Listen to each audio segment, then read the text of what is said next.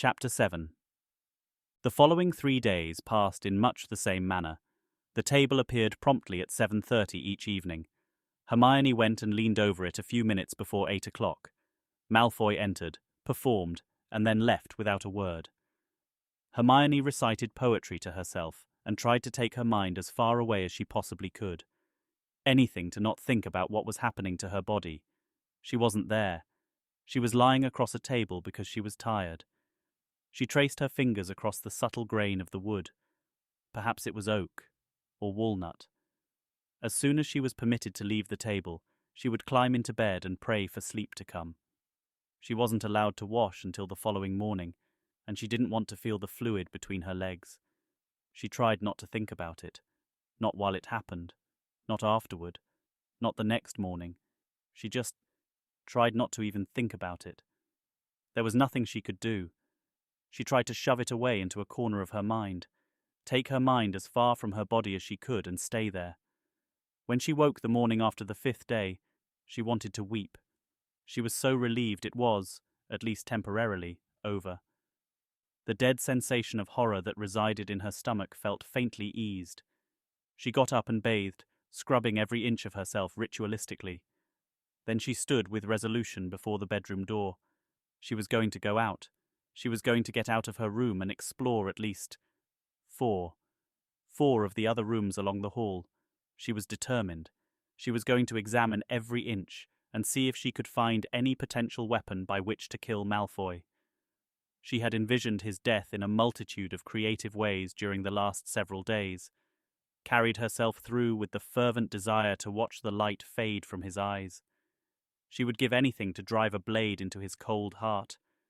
She was willing to settle for strangling or poisoning him. Aside from Voldemort and Antonin Dolohov, there was no one else's death which Hermione now wished for so fervently. Dolohov had been the lead developer in Voldemort's curse division. The most horrific curses that had emerged over the course of the war were attributable to him. Hermione wondered if he were alive, still inventing new methods with which to kill people with agonizing slowness. Now, Dolohov and Malfoy were nearly tied. Hermione wasn't sure which of them she wanted dead more. Probably still Dolohov, she supposed. Even if the body count were equal, at least Malfoy wasn't such a sadist. She pulled the door open and stepped out. She didn't pause to close it behind her. She didn't give herself time to freeze. She rushed down the hall into the nearest room. When the door was shut, she dropped her head against the frame and forced herself to breathe. Slow, deep breaths, air all the way down into the bottom of her lungs and then slowly out to a count of 8. Her shoulders were shaking and her fingers twitching. She turned resolutely to examine the room. It was almost identical to hers, but with 2 chairs and a chaise. She turned around, taking in all the general details. As she did, she nearly cursed when she caught sight of a painting on the wall. It was a Dutch still life, a table of flowers and fruit. Beside the table was standing the witch from the portrait in Hermione's room. She was watching Hermione with a faintly challenging expression. Hermione wanted to throw something at the painting, but she curled her fingers into fists and forced herself not to react. She walked slowly around the room, peeking into the wardrobe, under the bed, and into the bathroom. She slipped behind the heavy winter drapes and looked out over another section of the hedge maze. She checked every floorboard, but none of them so much as squeaked. Of course, it wouldn't be easy. She took a deep breath and forced herself to walk slowly into the next room. It was almost exactly the same. The portrait followed and kept watch by sitting down to an impressionist-style picnic laid out beside a river, daintily nibbling cheese while she studied Hermione. The third room was the most heartening. Not that it actually contained anything even remotely useful, but the bathroom contained a shower. Hermione's heart leapt slightly. She was dying to shower. Washing her hair in a bathtub was just one of the innumerable things she hated about her life. When she'd awoken in the Hogwarts infirmary after passing out, her hair and body had been scourgified to remove the months of grime. She couldn't remember when she'd last washed her hair properly. She went on to the next room. She kept going. Her panic attacks seemed slightly under control when she focused on moving from room to room, making herself count slowly to 4 with each inhaled and exhaled breath. It was primarily the hallway that bothered her, the vast, open, unknown, Individual rooms were contained, manageable. She made her way through all the unlocked rooms in the hallway. The closest thing to useful that she found in any of them was a fireplace poker, which she couldn't touch. She made her way back to her room and curled up in the chair by the window. She felt at a loss. What was she supposed to do? She closed her eyes. Her insides shriveled slightly. She needed to get close to Malfoy. He was the closest thing to a key that she had. As long as he remained a mystery, she would have no way of predicting which ways he was, and was not careful. He appeared meticulous. Everything was unbreakable. A portrait in every room and bathroom. But no one was perfect. Everyone has some weakness, and she would find Malfoy's and use it to end him. It would, of course, be a game of cat and mouse. Any weaknesses she discovered, he would find quickly in her mind. If she didn't know anything about him and just tried to be unpredictable, he would still find it in her mind. The trick would be getting to know him well enough that she could move faster than he could stop her. The thought of being anywhere near him was terrifying. She hissed faintly through her teeth and curled into a tighter ball. Just the thought of being in sight of Malfoy made a needle-like sensation of terror slide down her spine and coil in her lower back. She buried her face in the chair. She would do it. She would. Just not yet. She needed a few more days to get her bearings, to separate from the last 5 days she'd just endured, maybe the day after tomorrow. Malfoy did not give her time to separate or find her bearings. He walked into her room when she was finishing lunch the next day, and she was so horrified she nearly screamed. He just stood, staring at her for several seconds, while she clutched the back of her chair and tried to keep from cowering. Why was he there? What did he want? Was he going to rape her again? Her fingers twitched and spasmed as she tried to steady herself. His cold, pale eyes slid over her, as though he were taking note of every detail about her. Something flickered in them when he noticed her hands spasming. It vanished quickly into unwavering, attentive coldness, like a viper the instant before it struck. "You haven't been following instructions," he said after studying her for a minute. Hermione stared at him, at a loss. Was she not supposed to go into other rooms? No one had told her she couldn't. He'd said she was allowed to go out of her room. She realized, as her stomach knotted itself, it had probably been a trick, to give him an opportunity to punish her. She felt as though there was something lodged in her throat as she tried to swallow her terror and guess what he'd do. "You're supposed to go outside for an hour every day," he said in clarification, his lips twisted faintly. "Seeing as you barely leave your room, that set of instructions has apparently been ignored by you. I will not have your mental instability interfere with my ability to obey my master." He gestured sharply toward the door, and then paused, looking her over again. "Do you have a cloak?" Hermione shook her head faintly. He grimaced and rolled his eyes. "I imagine letting you develop frostbite would qualify as neglect and torture," he said with a sigh. He withdrew his wand and with a flick conjured a heavy, deep red cloak which he flung at her. "Come!" He stalked from her room and down the hallway.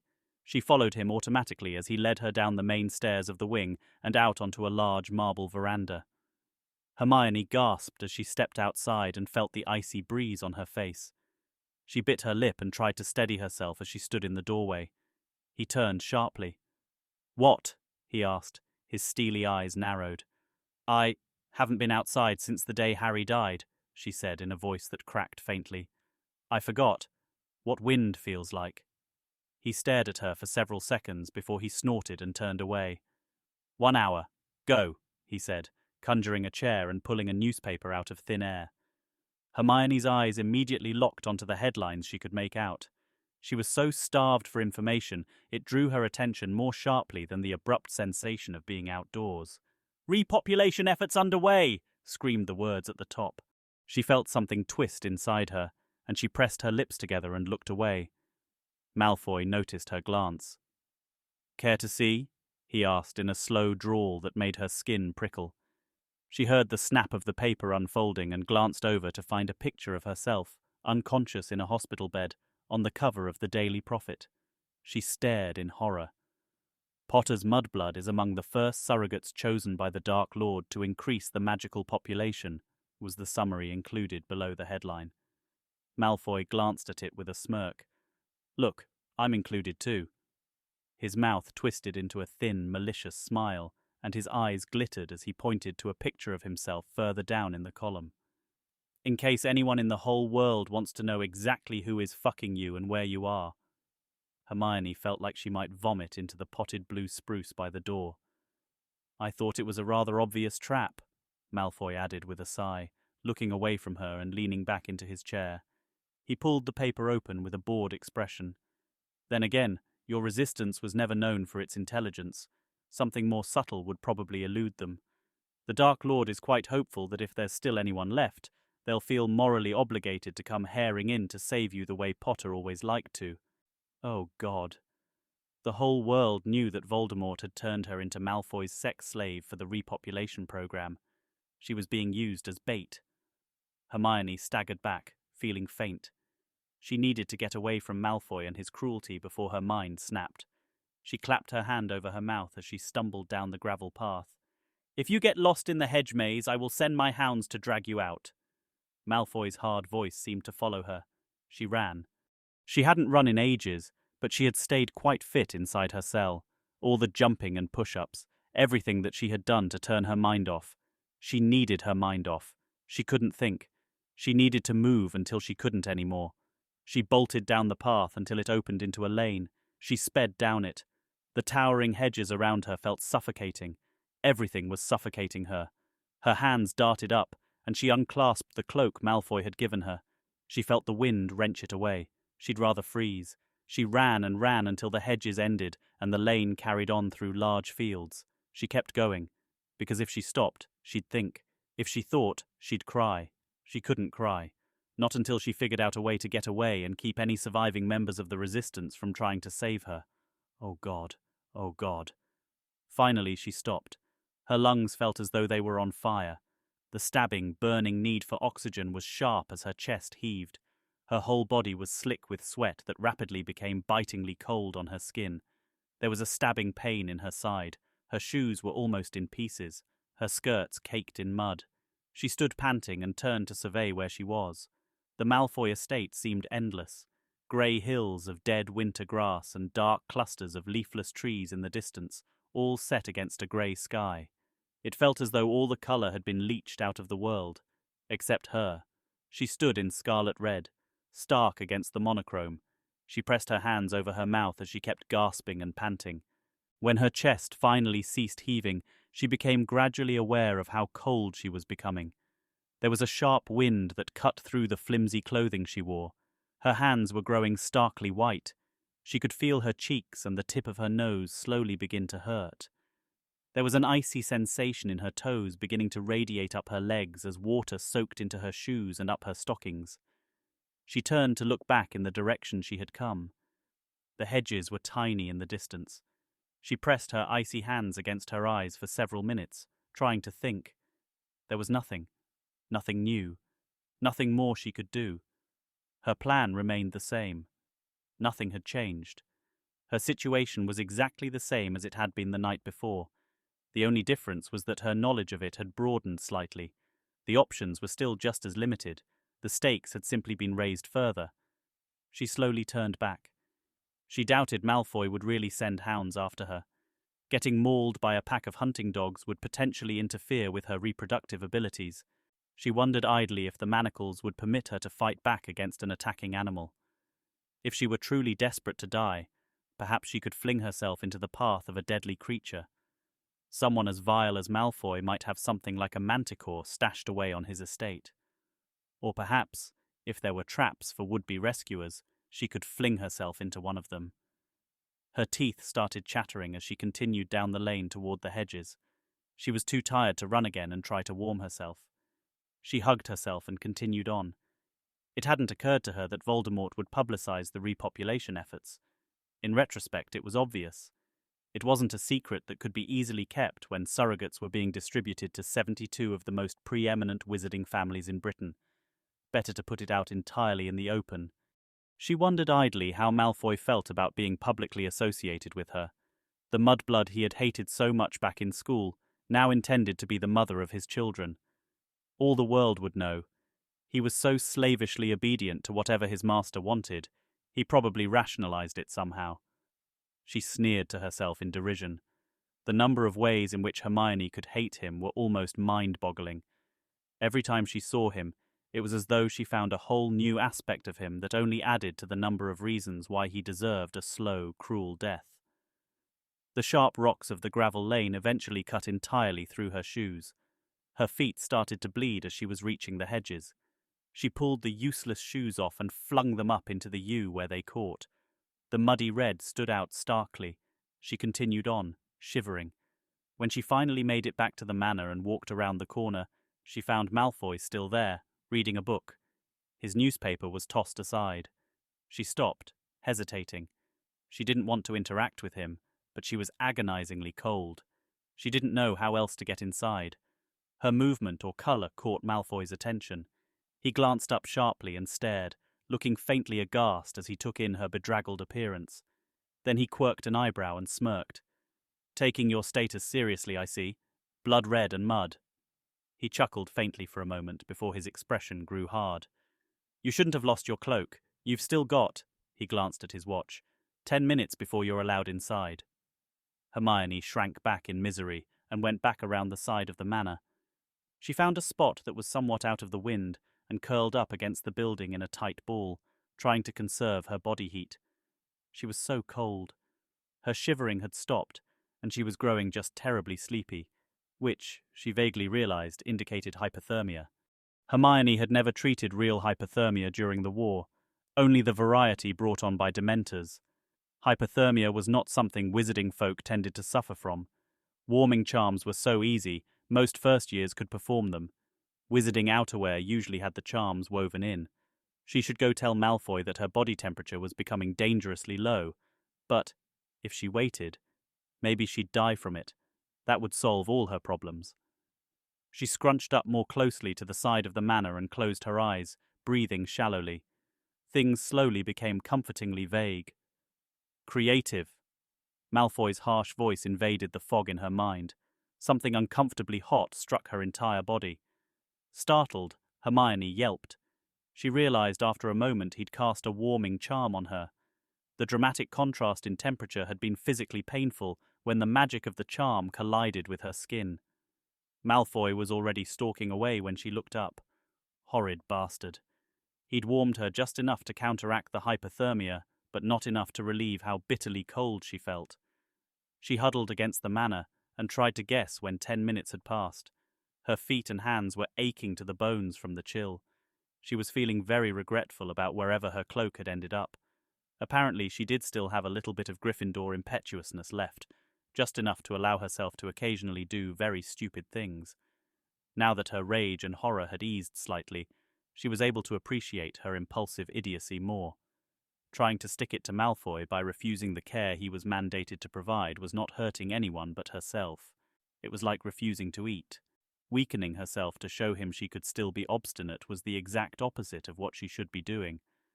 Malfoy wasn't going to become careless if he thought she still had fight in her. She was cutting off her nose to spite her face. She groaned and smacked her head against the wall of the manor. A minute later, the sound of crunching gravel caught her attention. She looked up to find Malfoy approaching once more. His expression was cold as the wind. He reached out and dropped her cloak at her feet. "You found it," she said, looking down. "Magic. The Accio spell is quite useful for those of us who can still use it," he said with a cruel smirk. "Are you going to get up, or shall I drag you? I do have more to life than merely monitoring you. There are so many muggles still alive. There are also several house elves I haven't kicked lately." He smiled thinly at her. Hermione bit her tongue. Picking up the cloak, she stood and wrapped it around herself. He turned sharply on his heel and strode back to the veranda. He stopped by the door and waited for her to catch up.